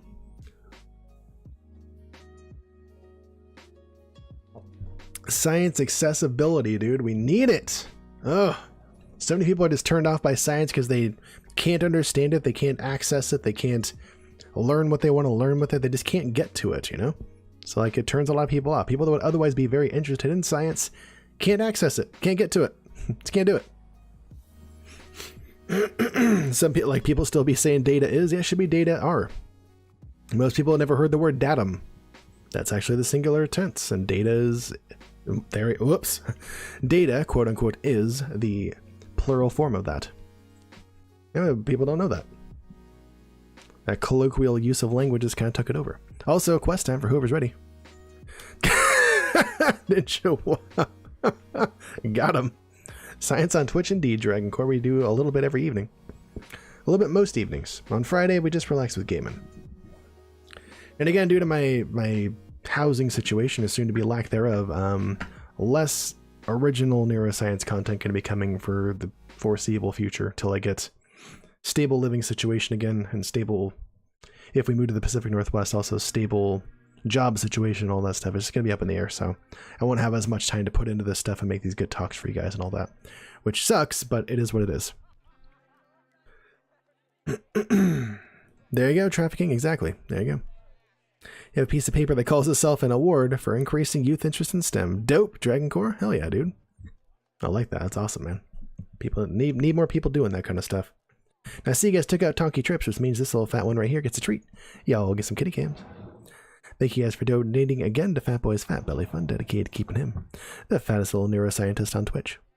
He appreciates it. I appreciate it. You all love it. It's a win-win-win.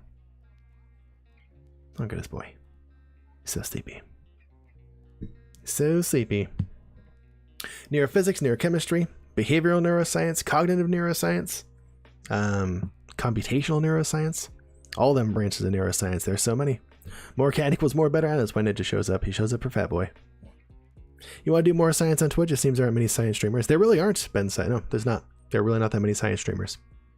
For a long time, like I was the only neuroscience streamer, and then Ryolite showed up. He's also a neuroscience streamer that would talk about like totally different aspects of neuroscience. But now there's two of us, you know, when there was only one there was only me for months and months and months. Time's going to come where these lines between sciences are going to blur. Oh, I can't wait for it. In fact, they have recently, yeah. Yep. So we'll see stuff like neurogenetic nutrition. We should. Oh, God, I can't wait. No, DAS? I don't think I know DAS. No. Who dat? I don't know. They talk about neuroscience as well? Or another neuroscience person I haven't connected with? I don't know. I need to know this person. Please tell me. Well, you tell me. At 2:11:30. All right, let's move on. So, as I said, we're going to talk about disorders of movement, disorders that affect the basal ganglia. Okay, so one of them is Parkinson's disease. It's a hypokinetic disorder, or it's a disorder of too little movement. Remember how I said if there isn't dopamine, or the basal ganglia is, if the pallidum isn't inhibited, then basically we aren't able to initiate movement. We can't do that, right?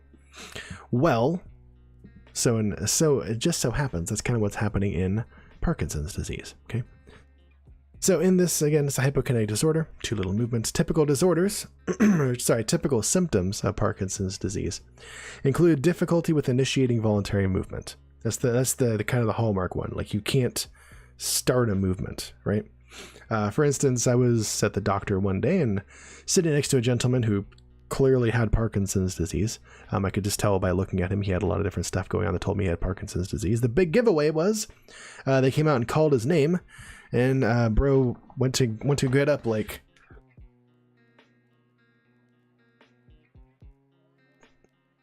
okay, like it took him like 10 tries to get up. You know, he wasn't weak. Like it wasn't like he was tired and physically incapable of getting himself out of the chair.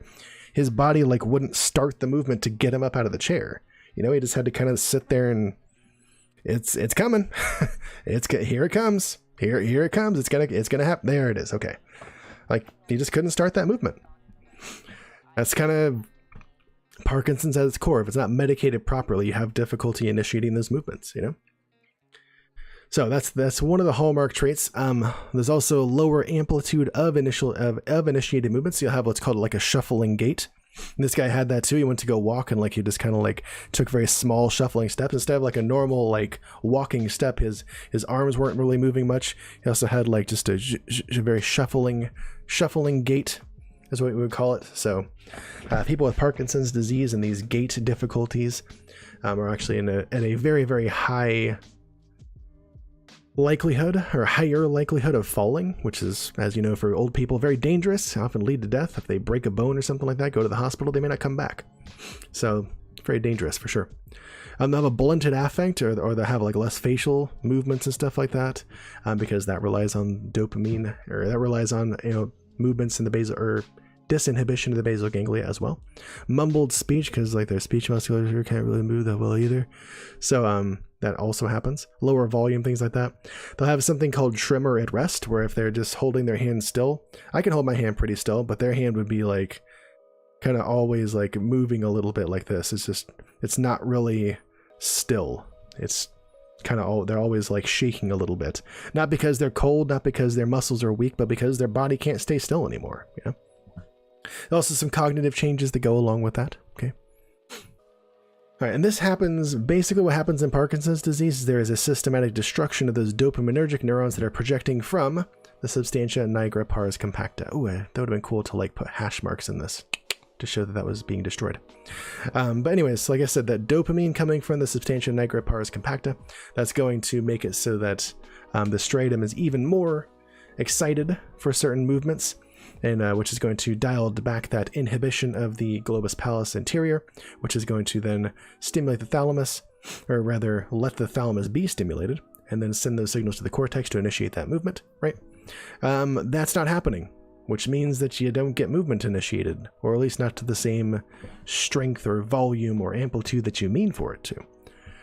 So without that modulatory DA input to the direct and indirect pathways, the basal ganglia inhibits movement too much, right? So it results in this hallmark symptoms. Mainly, you can't start a movement that you mean to. Or you have the tremor at rest, where your body isn't dialing back those movements that you don't mean to have, which is keeping your hands, or which is, you know, your hands tremor. What you normally want to keep those still. With Parkinson's, it's hard to do so at rest, right? So again, without that DA input from the SNPC, the thalamus is inhibited too much. The basal ganglia isn't inhibited enough when you go to move. It's hard to start those movements. Okay. Usually happens in older people, like 50 plus, things like that. But it can happen in younger people as well. It happened to Michael J. Fox. He was a very young person that had this.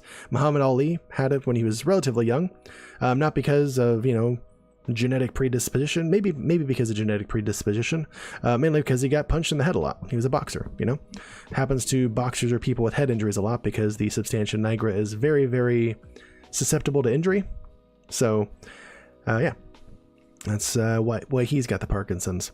And people usually die from Parkinson's related complications 10, 20 years after they develop it. It kind of progressively gets worse and worse as they go. So there was what's called the LSVT program that I learned about as a SLP, or as a speech language pathologist. It stands for Lee Silverman Voice Therapy. Okay. There's a voice program part of it, and there's also later there is a PT portion of this developed as well. And this specifically is for working with people with Parkinson's disease, the LSVT program.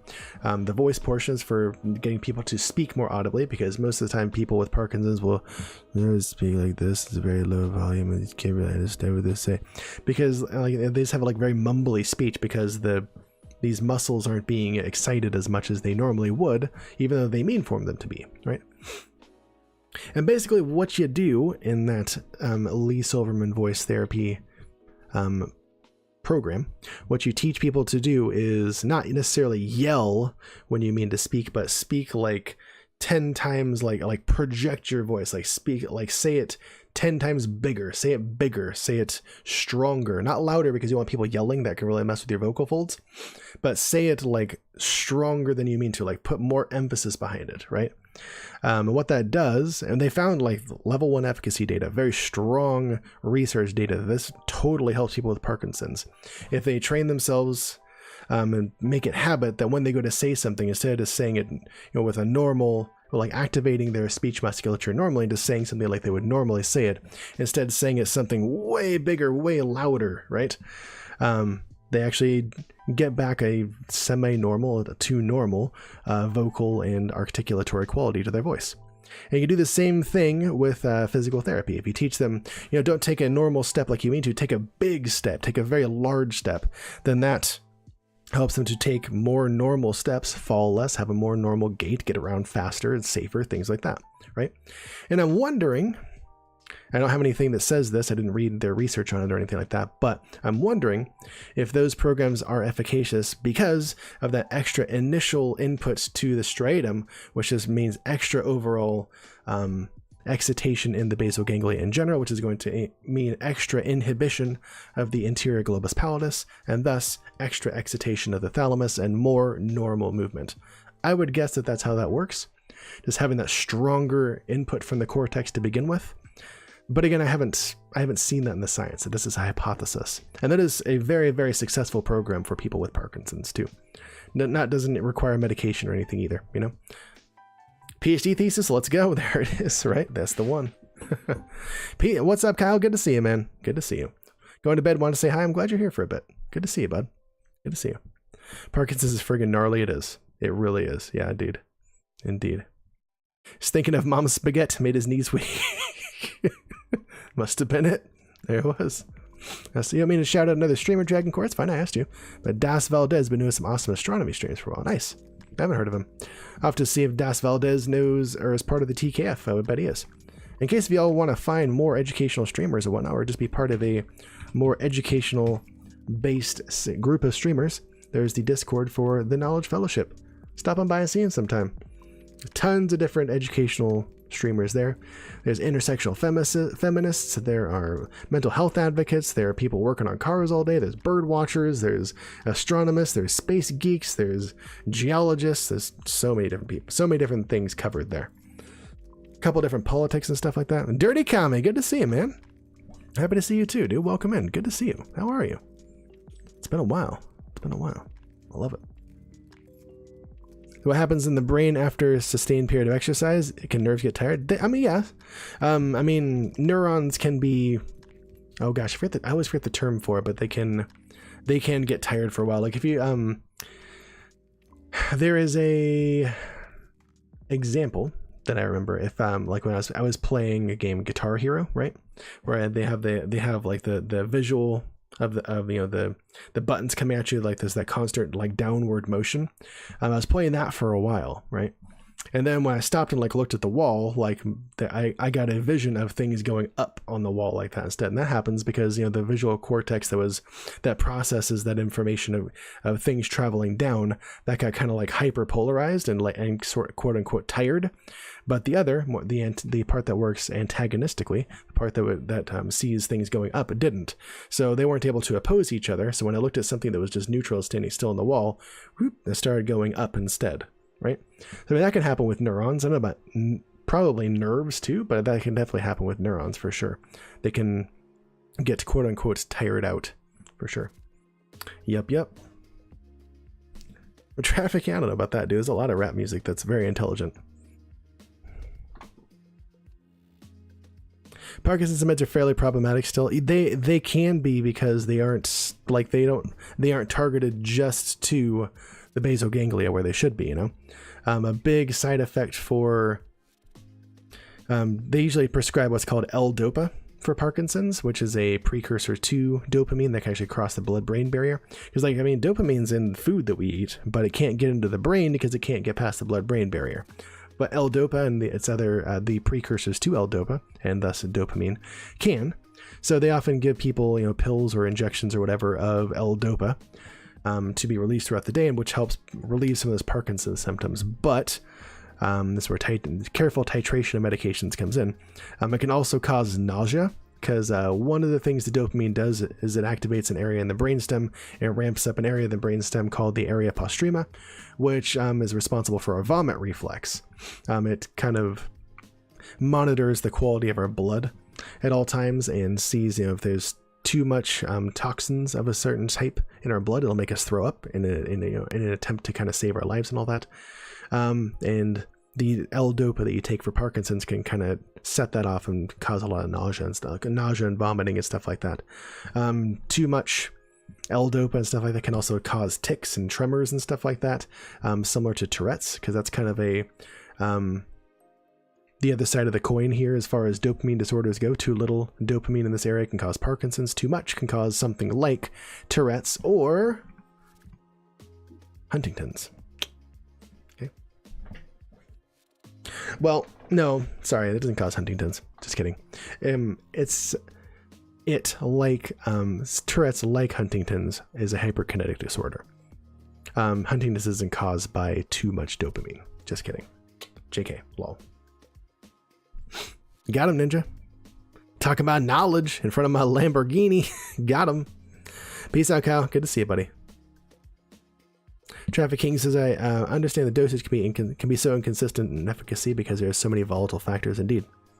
Sure are. You can't tell, and it's just not targeted well enough. We can't, like, the L-Dopa that we take and goes into the brain, we can't say, okay, now go just to the basal ganglia. No, it kind of goes wherever it wants to. So it's going to go all over the brain and not specifically right there. Well, please, you're supposed to be still. I know, right? That's what happens, so. Oh, is that a trafficking? Okay, got it. I hadn't seen that one. Your muscles are starting to shake after riding your bike for a while, been saying games. That's probably your muscles being tired, not so much the nerve, I would say. It's your muscles being tired. Your muscles get tired a lot. I would say maybe easier, or maybe do more to physical activity than your nerves and your neurons do. Yeah, sounds like your muscles is tired, dude. Which is fine. That happens. Your muscles will be stronger next time. All right. Let's see. 225. So Huntington's disease. This is the last disorder we're going to talk about this evening. It's a hyperkinetic disorder, or a disorder of too much movement. Also has to do with the basal ganglia. Okay. So this one, if you guys haven't heard of it, it's a really, really terrible disease. Highly, highly heritable, which means you get it. It passes along in genes very easily. You can get it from if you have a family history of it. It's very easy to develop it. High chance of developing it. And the most typical cause of death with people with Huntington's disease is suicide, actually, because you learn about what it is. When you're going to get it, what's going to happen when you get it. And a lot of people say, I don't want to put my family through that. So when they start showing symptoms, they off themselves instead of going through the progression of the disease. It's a very, very nasty degenerative disease. it can make life hell for the person that has it, especially, but also the people around them, because it's very hard to watch a person degenerate like this, you know? This one's characterized by what are called choreiform movements, very jerky, like non-purposeful, but well-coordinated movements. They're not like they can't control them. They're controlled, but they're not what they mean to be doing at all. Like they don't make sense given the context, you know? Often accompanies other initiated movement. So you might be going to like reach for a cup and you and do something completely off the wall, like not at all what you mean to be doing. People with this will try to kind of like incorporate that into another movement just to kind of, you know, hide the fact that they just did that. Because, you know, making a strange movement like that is kind of a bit of a social faux pas. It's not a comfortable thing to go through. Also, cognitive decline happens. As mood and behavior change is also difficult to memory and attention. So not only is there's this movement difficulty, but there's also cognitive affective stuff that goes along with this as well. And ultimately, this will kill a person if, you know, something else doesn't beat you to it first, or you don't end your own life, which most people do. You know. So what happens with this is there's a progressive destruction of the medium spiny neurons here in the striatum. Okay, the ones especially that project to the exterior globus pallidus. Okay, if these are destroyed, if the ones going to the stratum are destroyed, this is going to make it more difficult to, when you go to initiate a movement, for these to inhibit that subthalamic nucleus, right? Which is going to actually, well, it's gonna make it more difficult to inhibit that nope. I have it backwards. Sorry. So yeah, there's a progressive destruction of those medium spiny neurons here that project to the exterior globus pallidus, which causes an increase in the typical tonic output to the subthalamic nucleus. Remember, the exterior globus pallidus is always sending those inhibitory signals to the STN. So if these medium spiny neurons here are destroyed, then there's going to be an increase in that tonic output to the STN, and that inhibitory output to the STN, which results in an overall reduction of output of the subthalamic nucleus to the globus pallidus interior, and also the Substantia Nigra, pars reticulata. Okay, so if there's an increased STN output to the GPI and SNR or SNPR, then that means that there's going to be too much movement going on. There isn't going to be inhibition of those movements that you don't mean to do, and those movements that you don't really mean to do aren't going to be inhibited, so you're going to actually do them even though you don't mean to do them. So again, there's overall reduction in the basal ganglia inhibition of movement. Really a very complicated process, but that's what happens, right? Again, highly heritable, nasty disease. That's the movement portion of it. It's the thing that really affects a person, probably more the cognitive and mood changes, but also movement portion is part of it too. You know, there's a very, very interesting story on NPR about a person who had Huntington's disease and was actually arrested for murder, which, you know, was they deduced ultimately had been caused by his early onset Huntington's. If you can find that, I would definitely suggest giving it a listen. It's very, very interesting. You'll hear a person talking with Huntington's disease. You'll hear about a person or people looking at a person with Huntington's disease, ultimately getting a diagnosis of Huntington's disease, which he was trying to tell people he had the whole time. But, you know, being an inmate, nobody freaking believes you. So very, very interesting story. I would suggest you check it out if you haven't seen it yet, or heard it yet rather, because it's a radio program.